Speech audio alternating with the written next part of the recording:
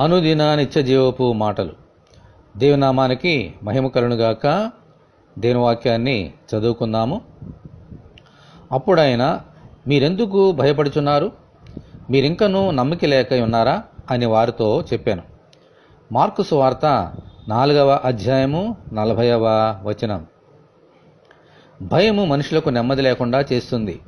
పైగా పరిశుద్ధ లేఖనము చెప్పినట్లు దేనికి మనుషుడు భయపడుతున్నాడో అదే వారి నెత్తి మీదికి వస్తుంది. అంతేకాదు, భయాలు మనుషులను దేవునికి దూరం చేస్తాయి. ప్రభు శిష్యులు ప్రతిదానికి భయపడుతూ ఉండేవారు. అందుకే ఆయన వారి దగ్గరకు వచ్చిన ప్రతిసారి భయపడవద్దు అని చెప్పేవారు. ఈ భయాలన్నీ పోవడానికి ఒకటే మార్గం, ప్రభునందు నమ్మిక ఉంచడమే. అందుకే మీరింకనూ నమ్మిక లేక ఉన్నారా అని ప్రభువు గద్దించారు.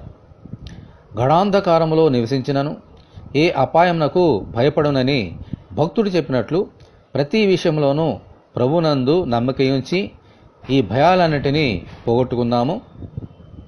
మనమందరము దేవుని ప్రార్థన చేసుకుందాం.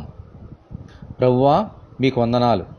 మా భయాలన్నిటినీ తీసివేసి ఏ అపాయము మమ్మలను కలవరపరచకుండానట్లు ఎల్లప్పుడూ మీ అందే నమ్మిక ఉంచినట్లు అనుగ్రహించమని, ఈ వాక్యం వింటున్న నీ బిడ్డలందరినీ అలాగున దీవించమని ప్రభువైన యేసుక్రీస్తు ద్వారా ప్రార్థన చేయుచున్నాము తండ్రి.